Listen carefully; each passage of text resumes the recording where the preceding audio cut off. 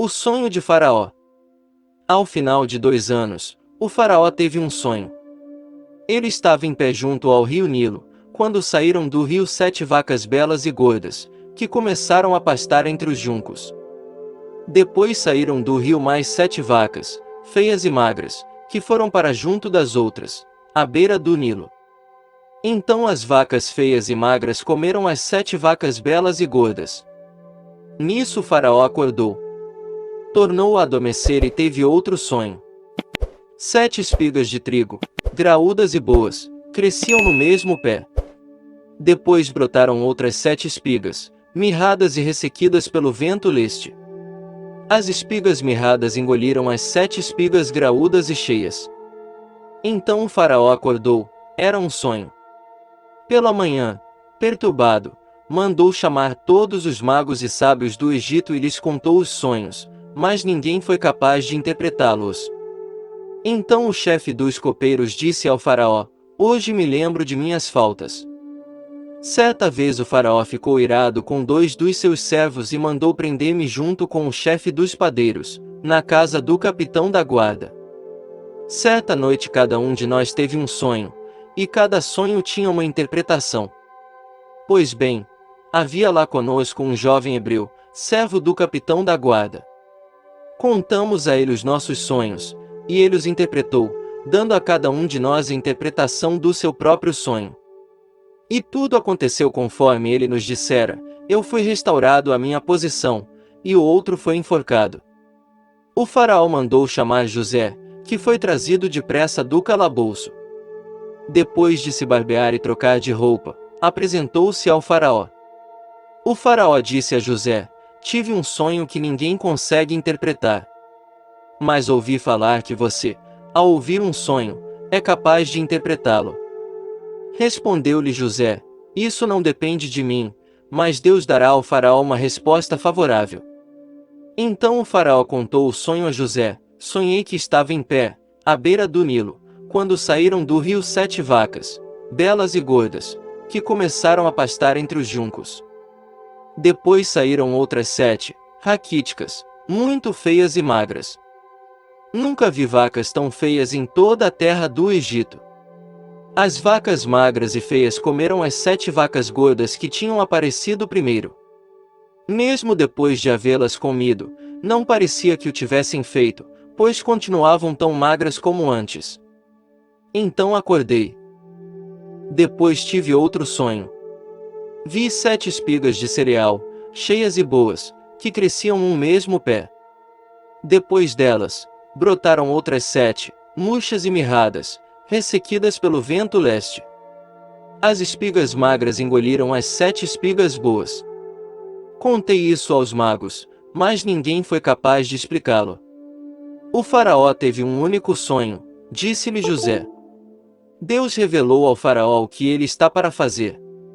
As 7 vacas boas são 7 anos, e as 7 espigas boas são também 7 anos, trata-se de um único sonho.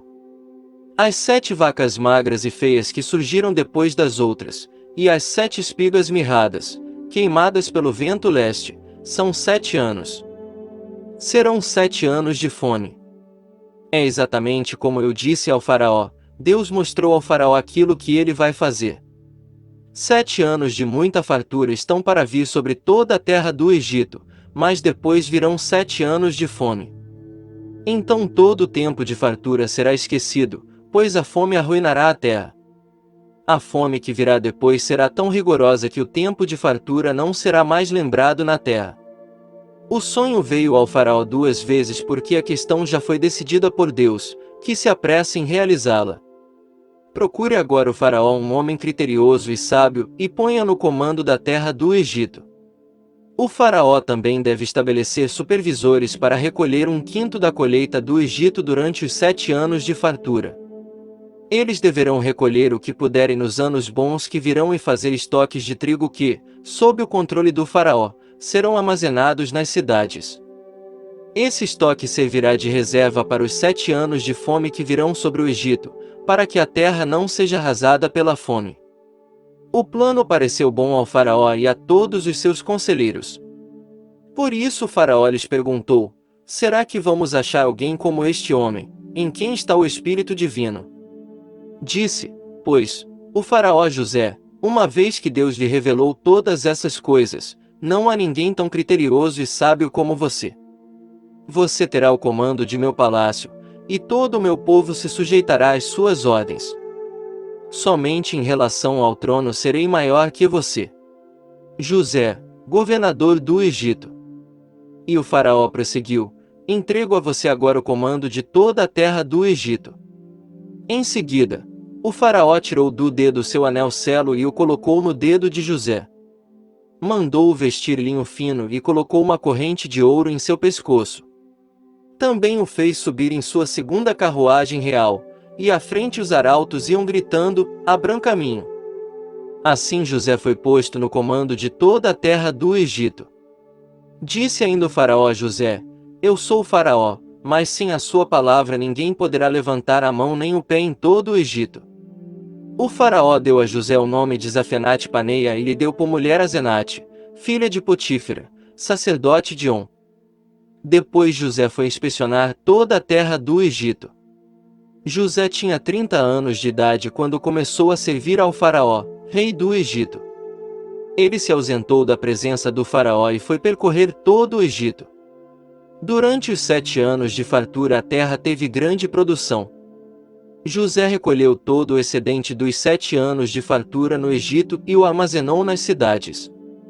Em cada cidade ele armazenava o trigo colhido nas lavouras das redondezas. Assim José estocou muito trigo, como a areia do mar. Tal era a quantidade que ele parou de anotar, porque ia além de toda medida. Antes dos anos de fome, Azenate, filha de Potífera, sacerdote de On, deu a José 2 filhos. Ao primeiro, José deu o nome de Manassés, dizendo, Deus me fez esquecer todo o meu sofrimento e toda a casa de meu pai. Ao segundo filho, chamou Efraim, dizendo, Deus me fez prosperar na terra onde tenho sofrido. Assim chegaram ao fim os 7 anos de fartura no Egito, e começaram os 7 anos de fome, como José tinha predito. Houve fome em todas as terras, mas em todo o Egito havia alimento. Quando todo o Egito começou a sofrer com a fome, o povo clamou ao faraó por comida, e este respondeu a todos os egípcios, dirijam-se a José e façam o que ele disser. Quando a fome já se havia espalhado por toda a terra, José mandou abrir os locais de armazenamento e começou a vender trigo aos egípcios, pois a fome se agravava em todo o Egito. E de toda a terra vinha gente ao Egito para comprar trigo de José, porquanto a fome se agravava em toda parte.